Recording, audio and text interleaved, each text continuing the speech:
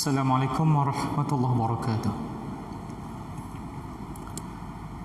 Bismillahirrahmanirrahim. Alhamdulillahi rabbil alamin. Wassalatu wassalamu ala asyrafil anbiya wal mursalin wa ala alihi wa sahbihi ajma'in. Subhanaka la ilma lana illa ma 'allamtana innaka antal alimul hakim. Wala haula wala quwwata illa billahil aliyyil azim.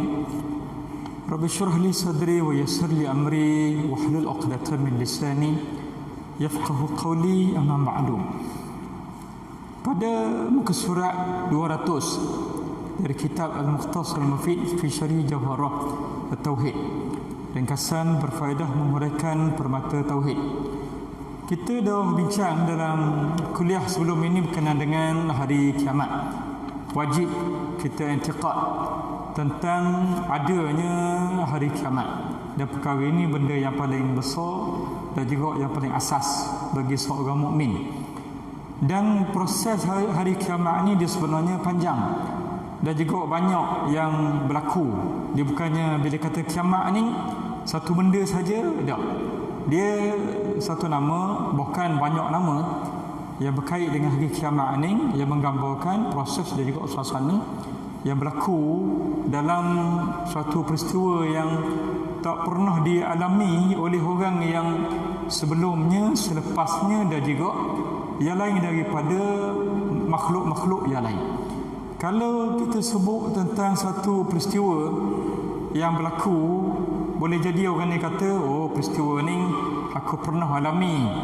Misalnya, ya, dia lalu satu pengalaman. Barangkali orang lain kata, aku pun ada juga pengalaman macam hak yang lalu. Tapi pengalaman berlakunya hari kiamat ini daripada awal dan segala prosesnya sehinggalah masuk syurga insya-Allah dengan limpah rahmat Allah Taala, ataupun yang kafir pergi ke neraka, na'udzubillah. Benda ini tak pernah dilalui pengalamannya oleh sesiapa pun. Cuma diberitahu oleh Allah Taala dalam Al-Quran dan juga oleh Nabi SAW dalam hadis-hadis yang sangat banyak, sebagaimana yang telah kita baca. Pada muka surat 200 itu dia sebut di tengah, dia kata, sebagaimana wajibnya beriman dengan hari kiamat, wajib juga beriman dengan tanda-tanda datangnya kiamat yang disebut dalam Alkitab dan As-Sunnah. Lain pada kita beriman dengan hari kiamat, kita juga wajib beriman dengan tanda-tanda hari kiamat. Dalam hadis, Jibril tanya kepada Nabi tentang iman, Islam, ihsan. Akhbirni anil iman. Nabi sebut iman tu apa dia? Kamu beriman dengan Allah, malaikat, kitab, rasul, hari kiamat, qadar, sadaqta. Betul. Akhbirni anil Islam. Beritahu kepada aku tentang Islam. Islam ni mengucap 2 kalimah syahadah, sembahyang, puasa, zakat, haji. Sadaqta. Betul.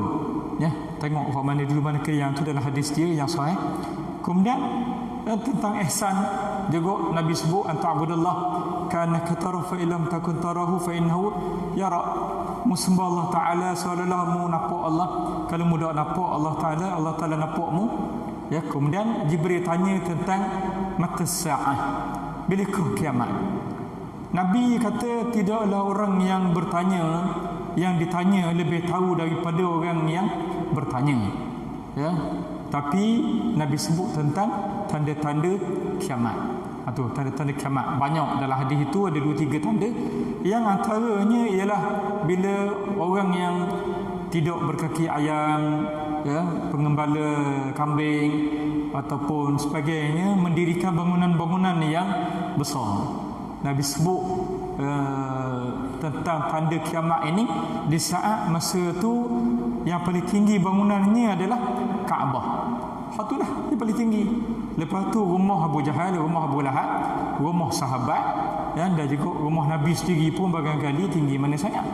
Ya, mungkin tidak terbayang dalam fikiran sahabat-sahabat yang dengar hadis ini, Umar dan juga sahabat-sahabat yang lain, akan sampai masanya nanti, ya, Kaabah ini, Kaabah di sekeliling dia tengok-tengok ada menara jam, hotel, berapa bintang.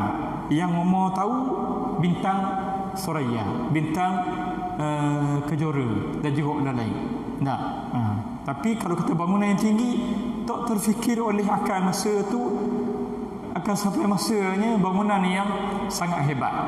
Tapi Nabi sebut tanda dalam hadis Iman Islam Ihsan ni, tanda kiamat paling dekatnya adalah berkenaan dengan bangunan tinggi.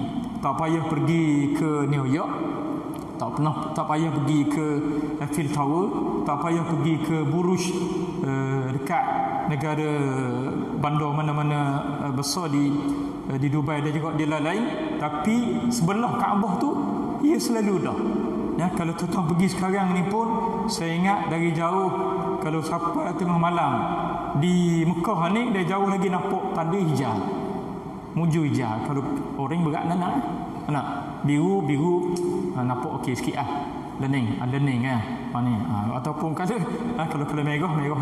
merah dak juga ya, nampak kali hijau daripada jauh lagi berapa kilometer nampak dah lambang jam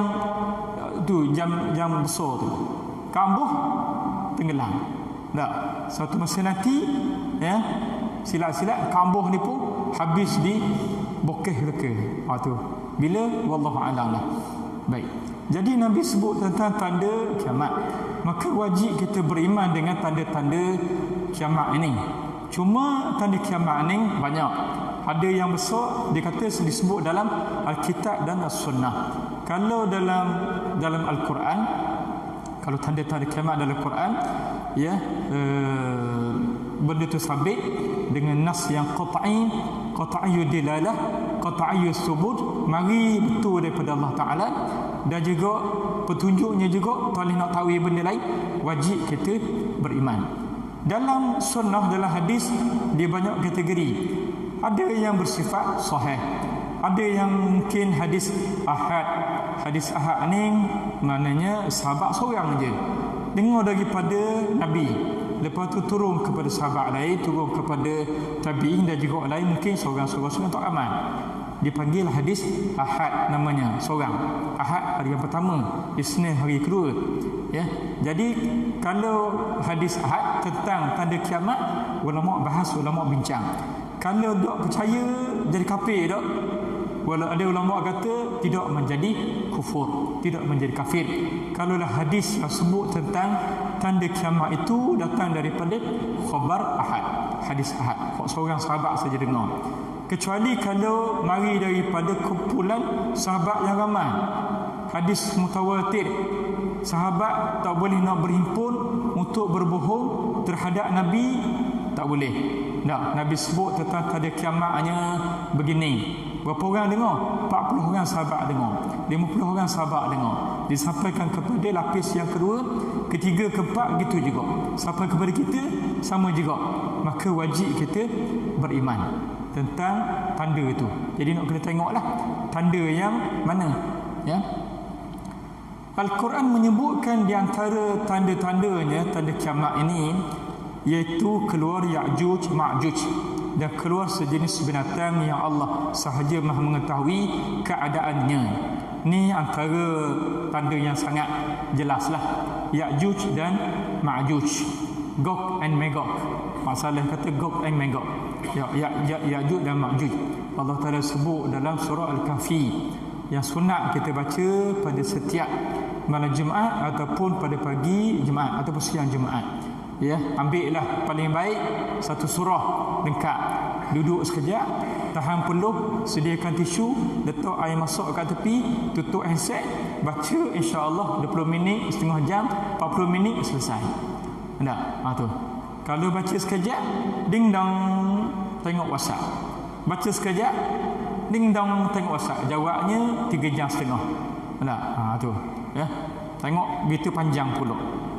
Ni cerita benda pulak ni royalty gua ni baru ni kata boleh tak dia pulak. Tu. Duk cerita-cerita baca surah Al-Kahfi, tengok tajuk lain pula. Misal kata. Jadi waktu duduk tepi dulu, fokus baca surah Al-Kahfi malam Jumaat ataupun siang Jumaat untuk jaga diri daripada Dajjal. Dan juga disebut tentang Ya'juj dan Ma'juj dalam surah Al-Kahfi ini. Gog and Magog, satu tempat yang pernah di zaman, saya tak ingat zaman khalifah yang mana dia pernah menghantar satu rombongan untuk mencari tempat Ya'juj Ma'juj ini ya. Dia kata dia pergi ke kawasan pergunungan yang sangat, maknanya kawasan pergunungan ya. Kita kalau sebut kawasan pergunungan ni, kalau setakat tempat kita ni, kita tahu gunung dia gunung Tebu dah, gunung dia gunung Jerat. Itulah yang kita tahu 3-4 buah gunung tu, setakat tu saja. Tapi kalau kawasan pergunungan di sebelah sana tu Asia Tengah dan juga di sebelah India, Pakistan, Afghanistan, ni memang kawasan pergunungan dia adalah kawasan tanah tinggi, gunung ganang pula, bukan sekat gunung Suti, gunung ganang ya. Bentuk muka bumi dia yang sangat mencabar. Jadi dalam zaman seorang khalifah, dia terombongan untuk mencari tempat Ya'juj Ma'juj ini. Tembok ini dia kata dia bertemu, tapi tak ada benda dah, tinggal kesan-kesan gitu aja kan.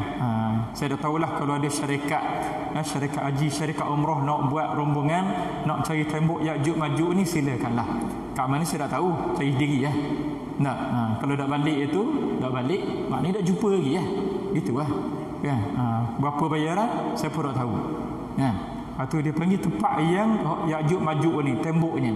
Tuan-tuan baca dalam Suratul Kahfi ya, binaan tembok ni disebut oleh Allah Ta'ala dengan bahasa yang sangat hebat.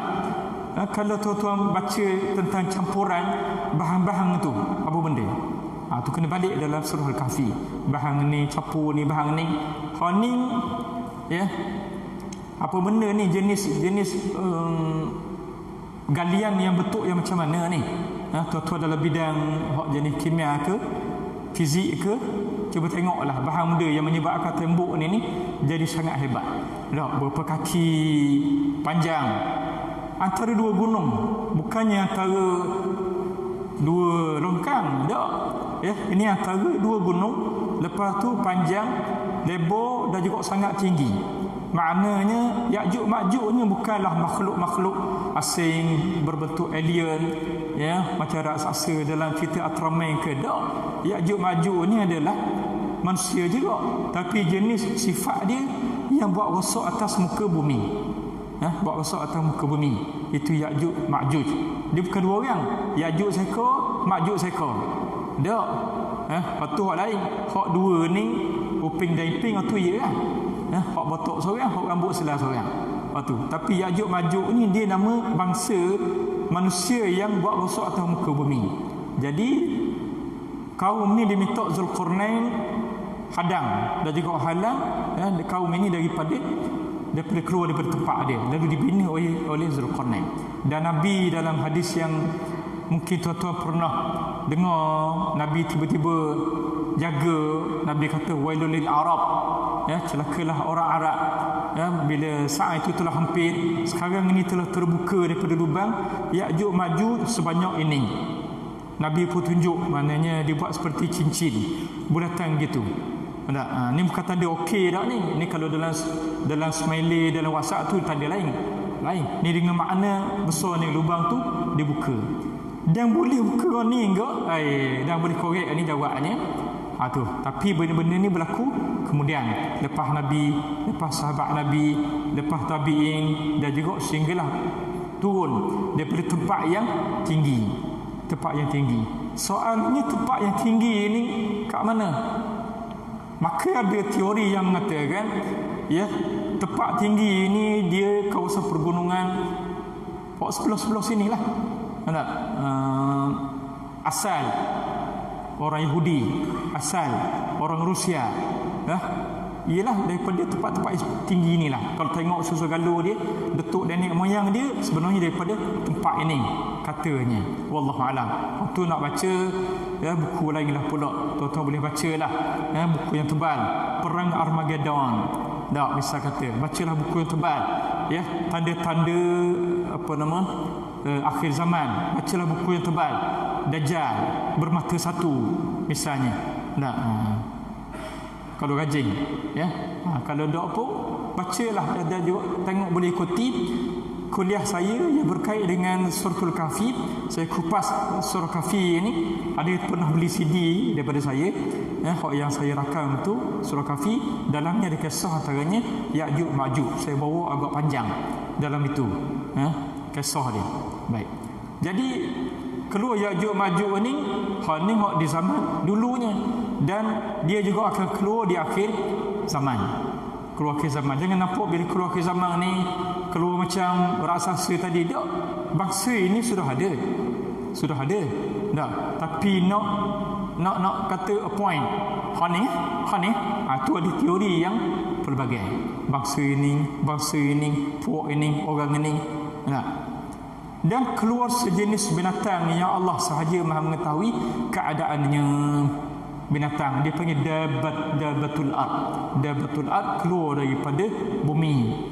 Hari tu ada orang duk viral, dia kata jumpa kat padang pasir tanah harak panjang, macam gula sawa, pala dak jumpa, ekor dak jumpa, panjang ni ulum dia. Adakah ini namanya tanda-tanda akhir zaman?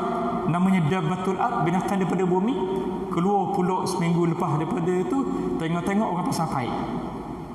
Ingat ke dabatul ard, binatang daripada bumi? Rupa-rupanya syarikat mana tak tahu pasang paik tu panjang daripada ujung sampai ujung tu. Itu bukan tanda kiamat, itu tanda dapat projek besar. Dia silap viral klip video. Baguslah dia nak ingatkan orang supaya jadi insaf. Tapi muncullah benda tu taklah menyebabkan jadi kafir kalau percaya. Dabatul ard keluar dah. Pakai tobatlah mereka, tengok ni binatang dia ni. Orang Arab pula tak pernah jumpa binatang gitu. Nampak jalan slow merayap. Pandai dia tak jumpa ekor dia, tak jumpa. Jumpa tengah padang pasir. Tengok selalu paik. Selalu paik ke selalu menegih ke benda tak tahulah. Kau sini ada kerja sana? Tak ada. Tak ada. Baik. Bukannya ada batul ard, tapi ada projek besar di sana. Jadi orang ni bila keluar ni, wallahu a'lam, kita pun dah tahu juga, tapi ada urutannya yang nanti akan disebut. Nabi SAW menyebutkan tanda-tanda lain. Orang ni besar dah ni. Kalau tanda-tanda kecil kiamat ni, tuan-tuan sebutlah apa sahaja. Zina, minum arak, mak diderhakai, ayah dijauhi, kawan didekati, artis wanita disanjung. Orang baik dianggap jahat, orang fasik diangkat menjadi pemimpin, alat-alat muzik dimainkan dan sebagainya. Semua tanda kecil ini ada berlaku dah. Tak ada dah yang kata dak berlaku lagi. Tak, semua tanda kecil ini sudah berlaku. Hak tinggal tanda-tanda besar. Tanda-tanda besar. Kata banyak pembunuhan. Banyak gempa bumi. Banyak, hampir setiap hari. Sining 3 skala Richter, Sining 5 skala Richter, kat sini 4 skala Richter. Hak dekat Filipina baru ni saja berturut-turut, kalau tuan-tuan baca berapa minggu ada kesan daripada gempa bumi. Tu. Jadi tanda-tanda ni yang kecil ini, hak kiamat semua sudah keluar. Tasik Tabari kering. Lama dah Tasik Tabari kering. Kan? Bumi Syam. Kalau bumi Syam sudah rosak, la khaira fikum. Tak ada kebaikan dah kepada kamu. Macam dalam hadis yang dibaca oleh Tok Syekh Maria itu, yang dia baca salah satu bukunya berkait dengan kelebihan bumi Syam. Tu bila antaranya bila bumi Syam ni orang jadi tak baik dah. Ada satu klik yang baru ni ditunjuk. Ada pekerja daripada NGO atau bantuan, dia test budak-budak ni. Pandai baca Fatihah? Tak pandai. Tak. Baca An-Nas? Tak pandai. Al-Ikhlas? Tak pandai. Bawa satu manila kad ataupun kad ni, tulis kalimah Allah. Alif lam lam ha. Tulisan besar. Tunjuk kepada budak, tak tahu benda. Pasal sebab budak ni dia membesar dalam keadaan perang. Jadi bila perang ni nak belajar kat mana? Duduk dekat kemah pelarian, dah sibuk dengan nak cari makanan saja. Hak tu saja, tak sempat nak belajar, tak sempat nak kenal Allah, kan? Hak dalam perang pun tak apa nak belajar. Usahkah dalam perang? Duk pegang dengan nafsu pun payah nak belajar. Mana pegang dengan nafsu, nak pergi tak pergi, nak duduk tak duduk, tak payah. Dah, bak kiamat dah kena reti lagi belajar dah kan. Dah, pegang dengan nafsu pun payah juga. Ni duduk dah perang yang kita maklum suasananya lagilah dahsyat. Kalimah alif lam ha ni tak kenal. Jadi kalau budak-budak ini membesar dalam keadaan tak kenal kalimah Allah, dah boleh nak baca Fatihah, nak sembahyang macam mana? Tak sembahyang, tak ibadat. Bila tak ibadat, jawabnya itulah keadaan dia panggil penduduk Syam ini sudah tidak jadi molek lagi. Maka Nabi kata kalau penduduk Syam rasa la khair fikum, tak ada kebaikan dah kepada umat ni. Tu ya. Tapi itu sebagai peringatan lah, bukan mana kata dah sudahlah kita ni hujung akhir zaman. Memang kita hidup sekarang ni pun sedar memang akhir zaman. Tinggal lagi insaf ataupun tidak, sedar ataupun tidak. Kecuali kalau kita ni diulik dengan dunia siapa tak ingat kepada kiamat ataupun hakikat sebenar umur dunia. Nabi SAW menyebutkan tanda-tanda lain yang besar, iaitu keluar Imam Mahdi. Keluar Imam Mahdi. Bukan Ustaz Mahdi, Imam Mahdi. Ya, ni bila sampai masanya. Kalau tak silap saya, masa saya baca hadisul fitan, belajar bukan baca, saya belajar dengan almarhum guru saya, iaitulah Dr. Walidul Ani, doktor pakar dalam bidang hadis daripada Iraq. Belajar kitab hadisul fitan, pelajar-pelajar Malaysia dalam tahun 90-an, Sri Jordan.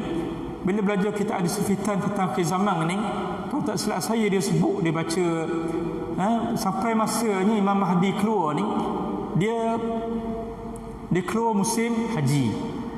Keluar musim haji dalam keadaan khatib masa tu di atas mimbar nak berkhutbah. Bila nak berkhutbah ni, hidung dia berdarah.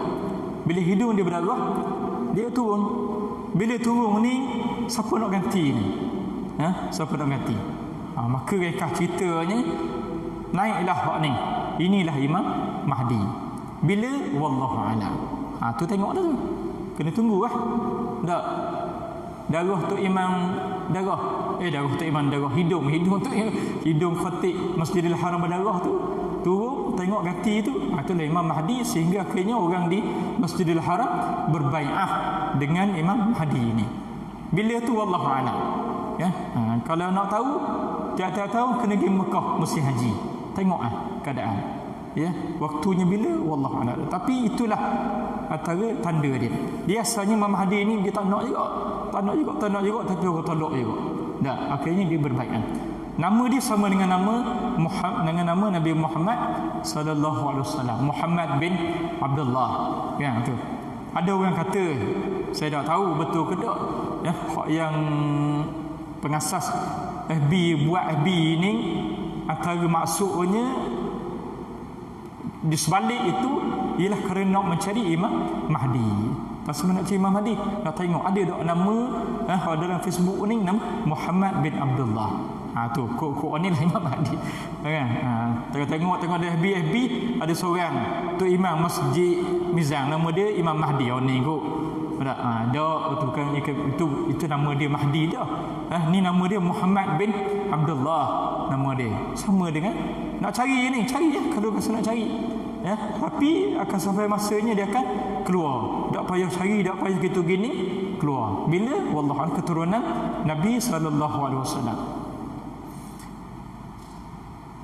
Kalau di Syria, almarhum guru saya ni juga, Syekh Nuh, pengarang kitab kita ni, dia pernah cerita masa dia belajar dulu tahun 1960-an, ada dah dekat Jami' Umawi, Masjid Umawi dekat Damsyik itu, orang declare diri dia sebagai Imam Mahdi. Pasal dia barangkali tak lambat sangat tunggu Imam Mahdi keluar, aku isytihad diri aku lah jadi Imam Mahdi. Senang. Tak lambat sangat tunggu Imam Mahdi keluar, nampak umat Islam ni teruk sangat gitu gini. Tu tak payah declare. Ya, dia dengan sendiri dia akan keluar begitu. Tempat kita ni pun dia juga sikit-sikit. Kan? Pertama pengikut Imam Mahdi lah. Ya, penolong pemuda Bani Tamim lah, pemuda Bani benda tak tahu kan. Itu pun ialah kita buat apa benda yang sepatut kita buat, tapi tak payahlah bawa benda-benda yang apa nama pelik-pelik dan juga asing, agak janggal dan sebagainya ya. Keluar Imam Mahdi, keluar Dajjal. Dajjal ni dia adalah biasa dia keluar ni, dia adalah seorang pemuda yang umur mungkin dalam 20-an, orang Yahudi, rambut kerinting. Lepas tu apa nama mata dia tu macam yang disebut dalam hadis itulah. Dia tak sebelah macam segini dalam tu buku kartun, buku komik dia tunjuk Dajjal. Dia kata Dajjal tulisan merah, dak kulit buku hitam, gambar Dajjal, mata seduk sening. Tu kartun tu. Bukan, hak ni mana dia dua gini, tapi satunya itu seperti kismis yang kering. Kismis yang kering, tengok macam mana kan bentuk dia tu. Rasa lagi tu gitu keadaan dia. Jadi bukan Dajjal ni macam alien makhluk asing raksasa. Dia adalah manusia daripada bangsa Yahudi kan. Dan hadis ini pun banyak diriwayatkan yang sahih ya. Ada yang mengatakan telah keluar, pernah berlaku di zaman Rasulullah kisah tu ya.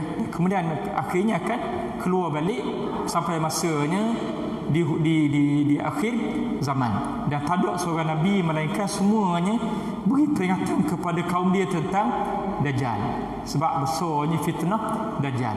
Hakikatnya Dajjal ni dia keluar bukannya di kalangan umat terdahulu, nabi terdahulu, tapi akan keluar akhir zaman bila-bila. Dalam hadis yang disebut oleh seorang sahabat Nabi, dia kata Nabi berkhutbah dan beri amaran kepada kami tentang Dajjal ni. Nabi angkat suara turun, angkat suara turun, intonasi suara Nabi ni naik turun, dan kami rasa seolah-olah Dajjal ni ada di sebalik pokok kurma di belakang Masjid Nabawi ni masa tu, seolah-olahnya kerana besarnya peringatan Nabi tentang Dajjal. Baik, turun Nabi Isa bin Maryam alaihi salam dan tanda-tanda lain yang masih banyak. Turun Nabi Isa bin Maryam di Menara Putih di Timur Damsyik ya, di sebuah Menara Putih di Timur Damsyik. Ini pernah juga saya beritahu kepada tuan-tuan dulu.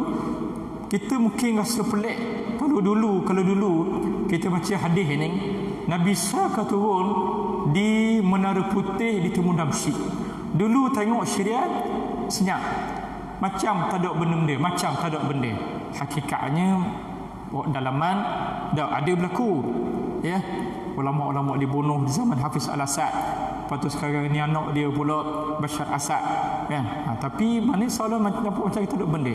Kita kata buat apa dak turun dekat Mesir, pasal dia dak turun dekat tempat-tempat lain. Tapi disebut oleh Nabi di Masjid Putih, Menara Putih di Timur Damsyik. Bila berlaku Arab Spring Rabi' al-Arabi, negara lain semua bergolak. Mesir berjangkit ke negara lain pula, Libya pun berlaku juga sini. Syariah masa tu senyap. Saya pun duk terfikir, baik Mesir ya, Algeria, Libya, Iraq gitu gini semuanya masa tu bergolak, tapi masa tu syariah senyap. Saya kata macam mana hadis Nabi kata Nabi turun di Menara Putih di Timur Damsyik, bila orang lain dah jadi pesal lain dah ya. Hak mufsinya kena tangkap, akhirnya berlakulah apa yang berlaku. Tempat-tempat lain pun sampai macam yang tuan-tuan maklum, dan syariah sampai sekarang ni pun masih belum berhenti. Jadi orang Nabi sebut ni baru agak-agaknya kita nampak. Baru kita nampak pasal bila Nabi sebut demikian. Tu sampai learning pun sebenarnya tak berhenti lagi ni. Tahun yang keberapa dah.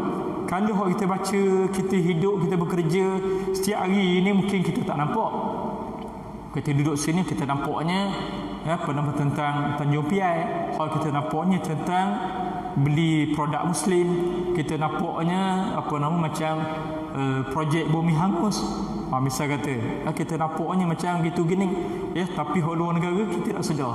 Kecuali kalau tuan-tuan rajin tengok Al Jazeera, barulah tahu rupa-rupanya hampir setiap hari berlaku gini. Di negara yang masih bergolak semenjak lama ni. Ya. Jadi Nabi Isa akan turun di menara putih ni, di Timur Damsyik, dalam keadaan diiring oleh malaikat dengan peluh Nabi Isa ni seperti manik-manik yang bergemerlapan. Itu keadaan dia. Jadi ni 3 figure yang penting lah ni akhir zaman ni. Imam Mahdi, Dajjal, Nabi Isa. Ni tiga figure, 3 orang yang sangat penting di akhir zaman. Dan tanda-tanda lain yang masih banyak. Dan Nabi Isa akhir sekali, last sekali akan bunuh Dajjal di satu kampung di Palestin, namanya Baitul Lut nama dia. Tu. Waktu bila-bila lah.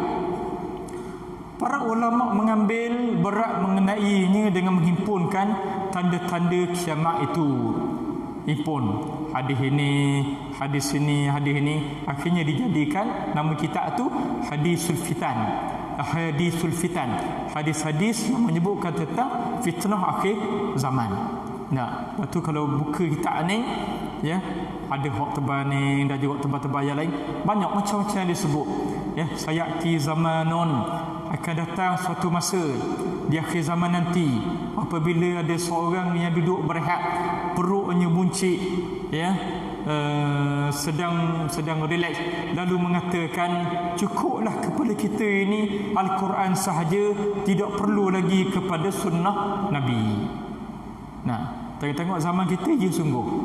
Mari dia kata benda, cukuplah kepada kita ni dengan Quran. Hadis Nabi, Muhammad ni manusia, boleh jadi dia tak ingat, boleh jadi dia lupa.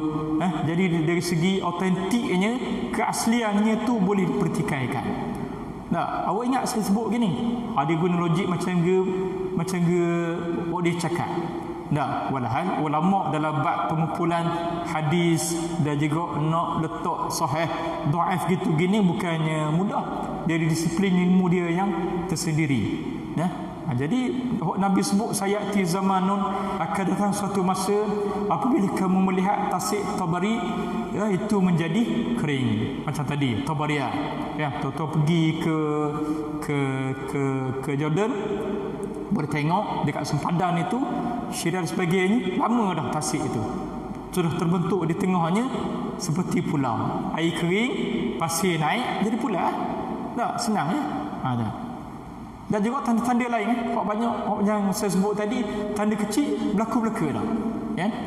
Memberikan komentar. Jadi ulama dia menghimpunkan hadis-hadis kiamat itu, memberikan komentar dan menguraikannya seperti yang dilakukan oleh ulama hadis dalam kitab-kitab mereka dalam babul fitan dan tanda-tanda kiamat.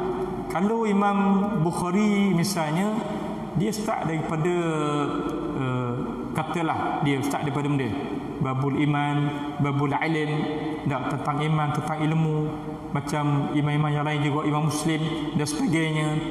Belakangnya habis bab iman, bab ilmu, bab ibadat, bab gitu, bab gini, antaranya tentang ahadisul fitan, tanda kiamat dan juga tanda-tandanya. Maka di situ dibawa tentang tajuk-tajuk ni. Ada juga ulama yang dia tulis kitab yang khas. Saya sebut tadi, tak ada bincang bab lain, semata-mata tentang tanda-tanda kiamat. Ada juga yang tulis kitab yang macam ni. Ya. Dan alhamdulillah kami pelajar Malaysia tahun 90-an tu dan belajar kitab Hadisul Fitan ini, ya, hadis-hadis berkait dengan fitnah akhir zaman dengan almarhum doktor yang daripada Iraq ni. Dan masa tu kalau di Malaysia, kami di Jordan, masa tu di Malaysia duk tengah sibuk nak diharamkan Jamaah Al-Arqam masa tu. Dan isu Imam Mahdi, pengikut Bani Tamim gitu gini duk tengah bincang kuat. Jadi doktor ni dalam bidang hadis ni pun dia beri komentar gini pemuda Bani Tamim ni gini sebenarnya. Imam Mahdi ni macam ni sebenarnya. Sebab kat Jordan masa tu pun ada juga pelajar-pelajar yang dia ikut Jamaah Al-Arqam ni, ya, ada. Maknanya untuk beri kefahaman yang sebenar tentang, ya, tanda-tanda kiamat ni. Tanda-tanda kiamat ini pula ada 2 bentuk. Kecil iaitu agak jauh, dan kiamat secara relatifnya ya kecil tanda kiamat kecil yang agak jauh. Masuk agak jauh ni macam mana? Ya, tu kena cek balik dalam kitab yang asal. Sebab kalau jauh tu ya dan kiamat, dari kiamat secara relatifnya ya, maknanya kalau kiamat besarnya hak kiamat betul tu lah, hak ni jauh lagi. Tapi kalau tanda hak kecil ini, hak sekarang ni nak boleh daripada kecil sampai berlaku besar ni, bukannya hari ni tanda kecil, esok tanda besar. Mungkin dia ambil masa puluhan tahun. Pun boleh jadi dekat ratus tahun, boleh jadi tanda-tanda kecil dulu ni mungkin sudah lama berlaku dah. Zaman ulama-ulama terdahulu ya dah berlaku dah. Dah jarak dia 70 tahun, 80 tahun, hampir 100 tahun. Kita dengan Nabi Muhammad 1400 tahun, 1500 tahun. Dalam tempoh ni banyak mana dah benda-benda yang disebut oleh Nabi sudah berlaku. Hal ni sudah berlaku, hal ni sudah berlaku, hal ni sudah berlaku ya. Seperti Nabi kata benda, engkau lihat orang yang berkaki ayam, bertelanjang, tiada pakaian, miskin, mengembala kambing, berlumba-lumba membina bangunan tinggi. Tadilah orang Arab Badui asalnya dok pakai selipat, kaki ayam, bertelanjang dengan mana, baju pun tak apa cukup. Tapi ya, Allah Ta'ala beri kepada dia emas hitam, akhirnya dibuatlah bangunan yang besar-besar di sekeliling Kaabah. Pakat berlumba bina bangunan tinggi. Banyaknya kejahilan dalam agama. Ni tanda kiamat juga. Banyak kejahilan dalam agama. Tanya bab tauhid, tak pandai. Tanya bab semayang, tak pandai. Tanya bab mandi wajib, anak 6 orang dah. Bab mandi wajib tak pandai lagi. Tu mana jahil dalam agama ni sangat teruk ya. Benda hak basic asal pun tak tahu juga, apatah lagi kalau benda-benda yang sangat kecil dan juga sangat halus. Tapi kita kata bila suruh belajar tak nak belajar ya. Tuan-tuan boleh tengoklah hak yang paling ramai orang like, orang follow, orang suka tengok apa benda. Tengok honing sekian juta. Apa nama ABPH, apa benda tu, Akademi Bintang Popular ya. Penonton mencecah 6 juta, 7 juta contohnya kan. Ustaz ni ngajar bab tentang hari kiamat, kau tengok dekat FB Masjid Ibn Zan kalau boleh 1 juta cikat telinga, buat kenduri kambing esok. Mas juta tengok dah apa nama ni, adalah 80 orang, adalah 100 orang. Mananya tu mana nak ukti dah juga nak faham agama ni payah, kecuali hak yang mungkin hak yang tersohor lah, adalah seorang 2 orang agak ramai, puluh ribu, 100 ribu. Tapi orang lain tak, hak minatnya benda-benda yang kadang-kadang tak ada benda pun ya, tak ada benda pun. Dan peperangan yang banyak, perang ni berlaku sekarang lah. Yaman, Iraq, Syria, tempat-tempat yang lain. Ini tanda yang kecil dia kata. Tanda kedua ialah tanda besar, iaitu yang berlaku sangat hampir dengan kiamat. Ni bila tanda kiamat ni dia berlaku berturut-turut, lepas sesa. Seperti dalam hadis dia kata ibarat macam buah sebeh yang tali dia putus. Buah sebeh tali dia putus. Manik ni jatuh. Tak berekir gitu. Waktu dekat dengan kiamat. Lepas sesa. Tapi belum daripada kiamat ini jauh ni. Kalau mungkin perang ni sedang berlaku lah. Yaman, Syria, Iraq, gempa bumi ada, sini sekejap. Iaitu tanda-tanda besar ni ialah tanda besar yang berlaku sangat hampir dengan kiamat. Hadis menunjukkan tanda besar yang awal sebelum berlakunya kiamat ialah lahir Imam Mahdi. Ni tanda besar dia. Walaupun itu tanda kecil. Tanah besar lahir Imam Mahdi. Jadi bila lahir ni, masuk saya lahir Imam Mahdi ni, bukannya hari ni beranak wah nangis kat hospital besar ketel. Tak, baru lahir Imam Mahdi. Bukan baru lahir dengan baru beranak, tak. Lahir tu dengan makna muncul. Orang bodoh ni tak kenal, tak ambil cakna, tak perasan, tak tahu. Tapi bila berlaku saja kes ini, inilah dia Imam Mahdi yang ditunggu-tunggu. Yang ditunggu-tunggu tu dipanggil Al-Muntazar. Al-Mahdi Al-Muntazar nama dia. Al-Mahdi Al-Muntazar. Caranya macam saya sebut tadilah, antaranya dia jadi cepat terkenal ni orang tahu dengan sebab tadi. Time khatib nak naik atas mimbar khutbah, lepas tu hidung dia berdarah, dia turun ganti itulah Imam Mahdi. Dia orang pula tengah musim haji nak susuk pun tak. Lepas tu orang nampak selalu kan. Baik. Kalaulah Imam Mahdi ni dia declare seorang diri dia dalam FB dia, sayalah Imam Mahdi. Tengok oleh dua orang. Kalau oleh dua orang awak tak kenal pun Imam Mahdi. Tak. Ni dia tengah orang ramai ni, tengah keliling dekat Kaabah ni. Ni sungguh. Kita dah pernah baca tentang hadis berkata tentang Imam Mahdi. Inilah orangnya. Lalu dibai'ah. Kemudian Dajjal. Keluarnya Dajjal. Tu bila Imam Mahdi keluar, lepas tu keluar pula Dajjal. Fitnahnya kat mana mari daripada dalam hadis, kalau tak silap saya cek balik, Nabi kata keluar di antara bumi antara Parsi dan Iraq, ataupun dekat bumi next nama dia. Bumi next ni Nabi tunjuk ke arah Iraq. Kalau tengok Iraq dia ni pun masih bergolak. Dan juga Syiahnya pun situlah juga orang yang ramanya lening. Iran, Iraq dulunya Sunni, lepas tu pindah kepada ni fitrah-fitrah yang berlaku akhir zaman. Di situlah akan lahirnya Dajjal. Hak jenis Daesh apa semua pun hak sini juga banyaknya kawasan ni. Bila nak habis tak tahu. Seterusnya turun Nabi Isa bin Maryam. Turun Nabi Isa, Dajjal keluar daripada bumi Najd dekat Iraq ni. Lepas tu Nabi Isa turun ke mana? Tadi turun daripada dekat Menara Putih di Timun Damsyik. Timun Damsyik. Damsyik dia ni pun kalau tuan-tuan pergi tengah tu aman lah. Hak yang kena bom ni kawasan ni. Hak kena bom. Kat Halab, Hama, Wutah, Timur, dan juga Idlib dan sebagainya.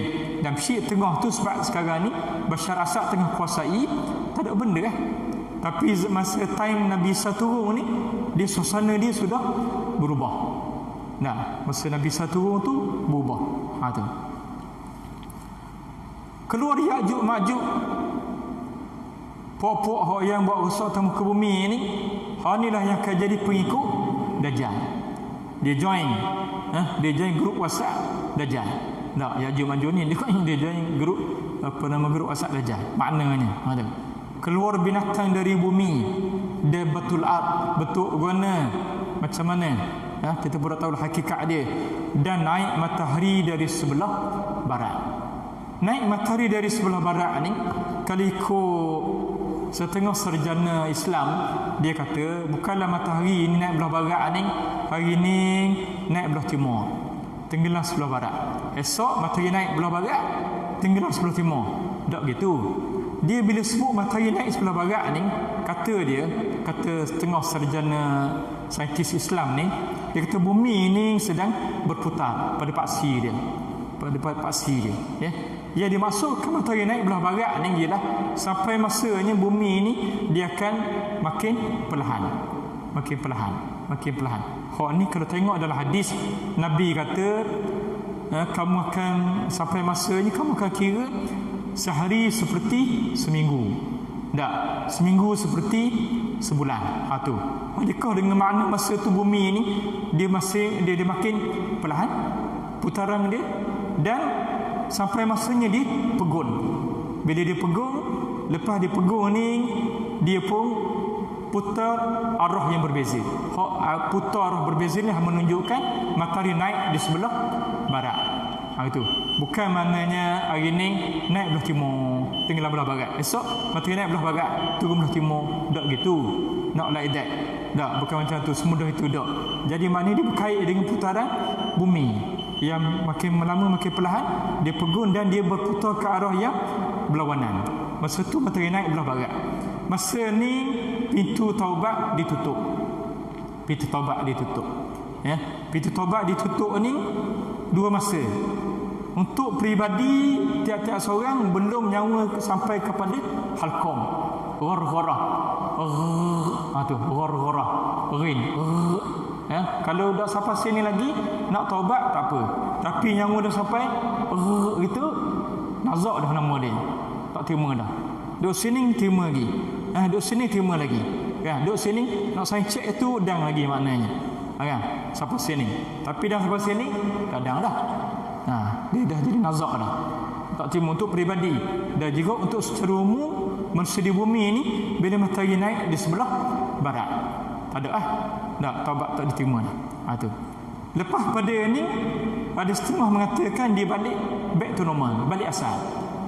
Hari tu sekali je matahari naik di sebelah barat. Bukan lepas pada tu naik belah barat semua, naik belah barat semua. Tak. Sekali tu je bumi dia akan berputar ikut yang asal balik. Itu. Berlaku benda ni dia dalam keadaan fasa satu cepat gitu. Bukannya bila keluar Imam Mahdi senyap, keluar Imam Mahdi senyap. Bila pula 100 tahun pula baru keluar Dajjal. 100 tahun pula baru keluar turun Nabi Isa. Tak, dia dah keluar tanda pertama, lepas pada tu jujuk. Pahani rentetannya dah cepat. Diibaratkan dalam hadis itu seperti sebeh ni tasbih yang putus tali dia. Manik tu laju je. Tak gitu. Tu dekat-dekat nak kiamat bila-bila dah. Ya. Waktu berlakunya kiamat tidak diketahui oleh sesiapa malaikat Allah Ta'ala. Ya, lepas pada keluar benda ni, dia tak kiamat lagi. Nabi Isa bunuh Dajjal. Dajjal mapuh. Yajuj Majuj pun tak ada, binasa juga. Lepas pada tu Nabi Isa akan memerintah dunia selama 7 tahun ataupun 7 benda, tengoklah. Dan masa tu dunia ni dia jadi sangat aman. Nabi Isa akan patahkan salib dan Nabi Isa juga akan bunuh babi. Tu masa tu. Ya, nak tunjuk bahawa babi ni dan salib ini bukan daripada ajaran Kristian gitu gini apa semua, tak. Dan dunia dia jadi aman, makmur. Akhirnya Nabi Isa pun wafat. Bila Nabi Isa wafat, mati, dia jadi makin teruk. Masa tu tak ada dah hujung timur sampai ke hujung barat ni yang Islam. Masa tu lah berlakunya kiamat. Mekah pun tak tahu jadi mana. Mekah, Madinah, masjid ni pun masa tu ada kedak lagi, wallahu a'lam. Kalau masjid ada, orang tak ada dah. Pasal dia pakat jadi kafir belaka. Bila jadi kafir belaka, tak ada mengucap la ilaha illallah, tak ada ingat Allah dalam diri dia, jawabnya kiamat berlaku. Masa tu baru berlakunya kiamat. Jadi mana dia ambil masa juga lah nak berlaku ni, proses-proses ni. Jadi sekarang kita ni, kita kata hidup di akhir zaman, tapi tak boleh nak tentukan sekian tahun, wallahu a'lam. Walaupun ada juga penceramah ustaz yang dia kata tengok pada hadis Nabi ni sekian tahun, dia pun letak selalu. Tak lama dah ni, 40 tahun je lagi. Kalau 40 tahun lagi kita pun 40 tahun lagi kiamat, nak kata berani, wallahu a'lam, tak berani. Yang mengetahui hanya Allah Subhanahu Wa Taala. Berkait dengan kiamat ni masih ada huraiannya, insya-Allah kita tengok dalam kuliah kita akan datang. Aqul qouli hadza wa astaghfirullahalazim li wa lakum. Wassalamualaikum warahmatullahi wabarakatuh.